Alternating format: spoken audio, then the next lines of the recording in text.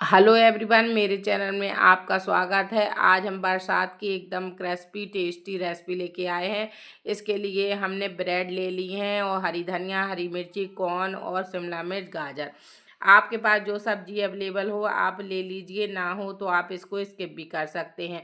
और हमने एक डोरी वाला चॉपर ले लिया है। हम ये सब्जियां महीन करेंगे, आप चाहें तो चाकू से भी महीन करके ले सकते हैं। और हमें सब्जियां महीन करके ही लेनी है, एकदम महीन हो जाएंगी जब ये रेसिपी बहुत ही अच्छी बनेगी और बहुत ही टेस्टी बनेगी। तो हमने शिमला मिर्च और गाजर को कट कर लिया है। अब चॉपर का ढक्कन लगाएंगे और इसकी डोरी खींचेंगे तो 2-4 बार खींचेंगे तो महीन अच्छे से हो जाएंगी। और चेक कर लेना हमें बीच में कि मोटा मोटा तो नहीं है। अगर मोटी मोटी हैं तो ये थोड़ी और चला लीजिए और सब्जियां बिल्कुल महीन हो जाएंगी। और जितनी महीन होंगी उतना ही अच्छा टेस्ट आएगा रेसिपी में।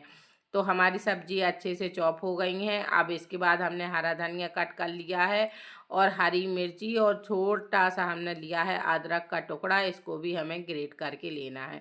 अब इसके बाद चढ़ाएंगे हम एक पैन, उसमें डालेंगे 2 चम्मच के लगभग बटर। तो आप तेल में भी बना सकते हैं ये रेसिपी, लेकिन बटर में बनाएंगे तो इसका टेस्ट बहुत ही अच्छा आएगा और बहुत ही टेस्टी ये रेसिपी बनकर तैयार होगी। हमने इसमें डाल दिया है अदरक जो हमने ग्रेट करके रखा है, 2 हरी मिर्च कट करके रखी थी, वो भी अच्छे से हमें भून लेना है जब तक ये सॉफ्ट ना हो जाए। और देखो अच्छे से मिर्ची भुन गई है तो हमने जो चॉप की हुई सब्जियां रखी हैं वो इसी में डाल देना है और अच्छे से इनको भी हमें चलाते हुए एकदम नरम होने तक पकाना है। जितनी ही आप सब्जियां डालेंगे उतना ही रेसिपी का टेस्ट बहुत अच्छा आता है। बहुत ही टेस्टी क्रंची सब रेसिपी बनकर तैयार होगी। अब हम स्वीट कॉर्न भी इसी में डाल देंगे। बच्चों को स्वीट कॉर्न बहुत ही पसंद होते हैं। आपके पास मटर हो तो आप मटर भी ले सकते हैं, उससे भी टेस्ट बहुत अच्छा आता है। तो हमें अच्छे से इनको सॉफ्ट करना है सब्जियों को। और इसके बाद हमें इसमें डालना है स्वाद अनुसार नमक। और इसके बाद हम इसमें डालेंगे काली मिर्ची का पाउडर। और इसके बाद हम इसमें डालेंगे ऑर्गेनो। तो आपके पास ऑर्गेनो हो तो आप ऑर्गेनो डाल दीजिए, नहीं तो मिक्स हर्ब्स भी डाल सकते हैं। और कुटी हुई लाल मिर्च है तो वो भी आप इसमें डाल सकते हैं। मसाले अपने हिसाब से ले लीजिए, नहीं तो इतने मसाले पर्याप्त हैं। बस इतने से ही हम मसाले डालेंगे और सभी चीज़ों को अच्छे से इसको भूनेंगे जब तक ये अच्छे से सॉफ्ट हो जाएंगी। तो हमें उबले हुए 2 आलू लेना है और ग्रेटर से इसी में ग्रेट कर लेना है।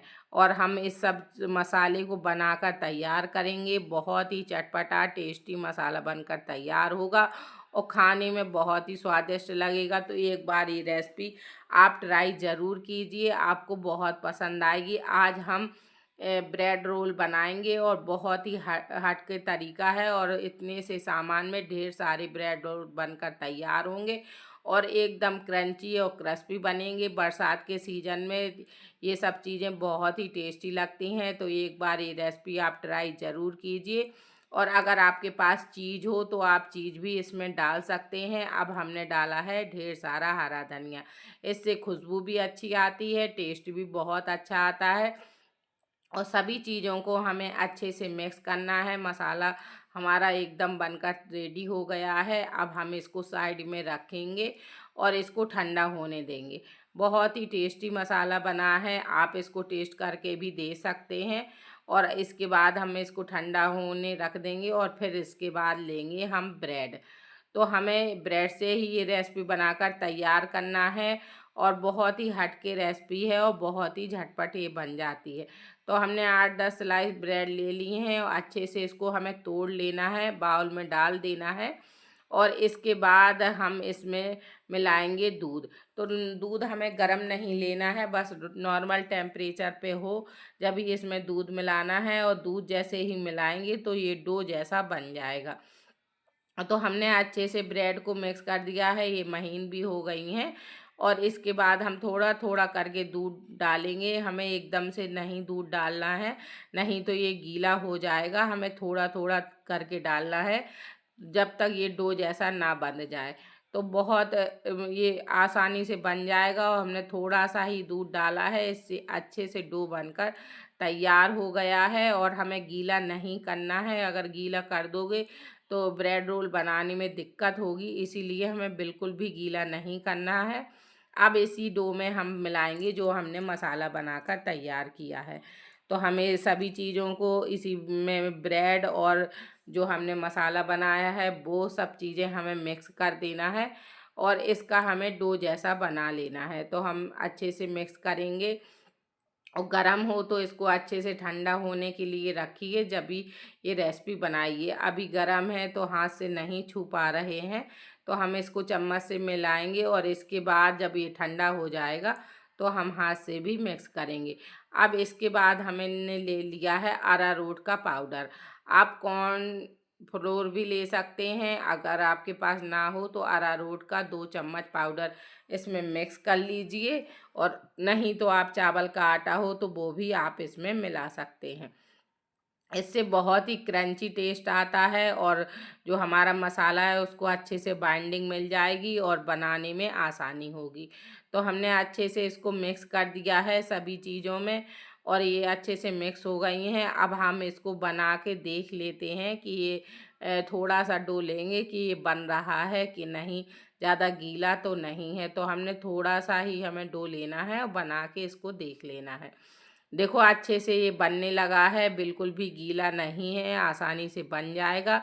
तो आप जो भी शेप देना चाहें, थोड़ा सा लंबा या छोटा सा, तो वो शेप आप दे सकते हैं, आसानी से बन जाएगा। अब हम थोड़ा थोड़ा डो करके सभी ब्रेड रोल बनाकर तैयार करेंगे। इतने डो में ढेर सारे ब्रेड रोल बन जाएंगे और इस रोल को आप 15 दिन स्टोर करके भी रख सकते हैं और जब आपका मन करे तो फ्राई करके खाइए, आपको बहुत अच्छा टेस्ट मिलेगा। तो हम आपको बताएंगे कि किस प्रकार से आपको इसको स्टोर करके रखना है। तो आप स्टोर करके जब आपके बच्चों का मन करे कि हमें खाना है तो आप फ्राई करके खाइए, बहुत ही टेस्टी लगेगा। तो हमारे एक एक करके अच्छे से रोल बन गए हैं और इतने से डो में ढेर सारे रोल हमारे बनकर तैयार हैं, ये भी बन गए हैं। और अब इसके बाद हम फ्राई इसको करेंगे।